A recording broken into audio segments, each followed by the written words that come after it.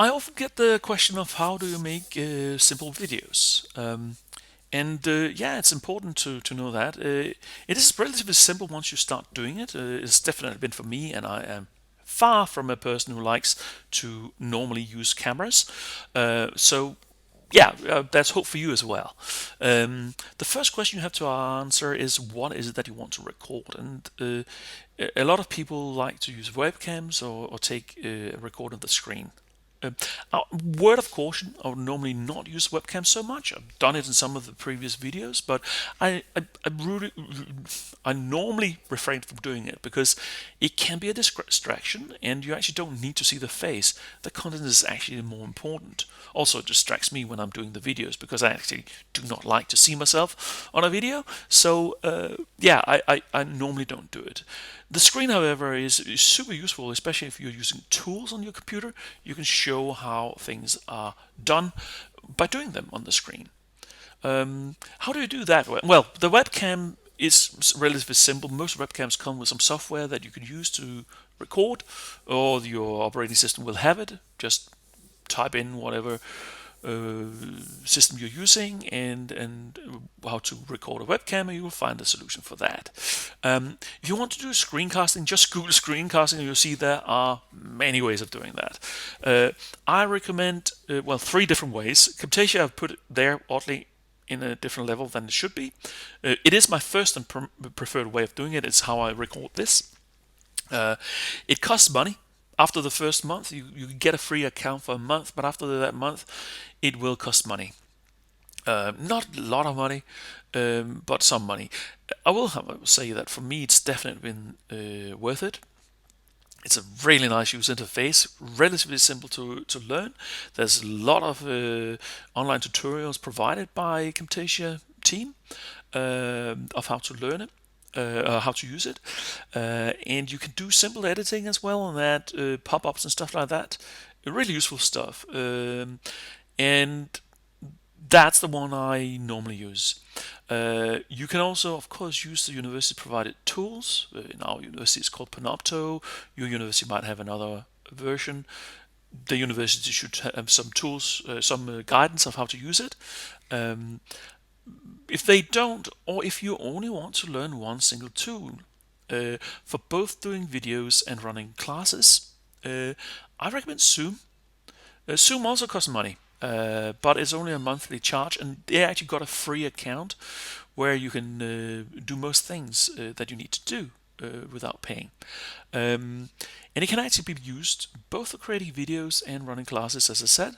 And I'll show you here how simple it actually is to create videos. I'll in another video show you how to do interactions in classes. So yeah, what you need, first of all, you see I have lots of stuff open here. You need to go to zoom.us, this is a website, and sign up, and then download and install the Zoom application. Once you've done that, you should be able to turn Zoom on, and that will look like something like this. And then what you need to do is create a new meeting. They are a web conferencing tool designed for that, so therefore everything is called meetings. Just create a meeting, and then you'll have a meeting here. Now, if you go down to the button here, you can see you can actually, they want me to join the video, audio here. Done that.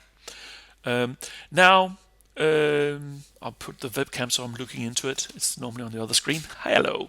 Okay, so you don't want to invite anybody for this because this is just a meeting with yourself and you are recording whatever's happening on the screen. So what you want to do is share the screen. You just go down to the button here and share the screen.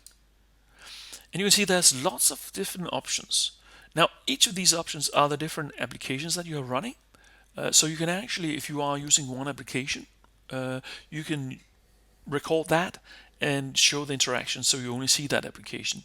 You can also do iPhone via iPlay, or I assume on Windows it's other more sensible phones, for instance, available. You can have a video of a whiteboard where you can write on and show things.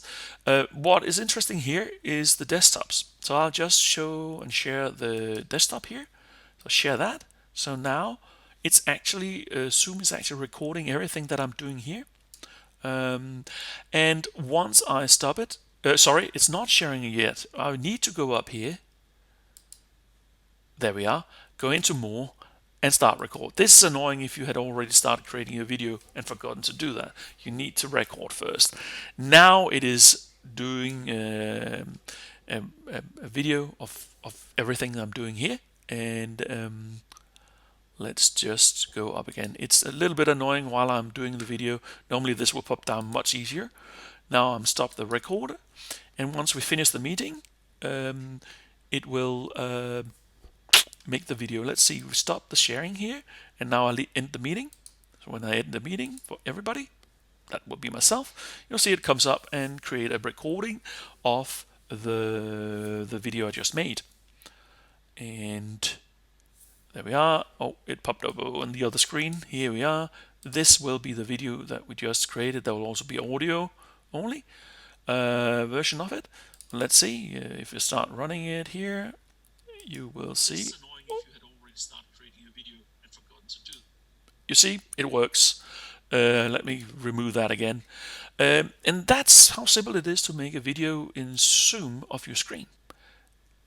Of course, it doesn't have any ability to make those simple changes to it. There's no recording facility, but actually, in many cases, you don't need that. Yeah, this would work as a simple way to make a video.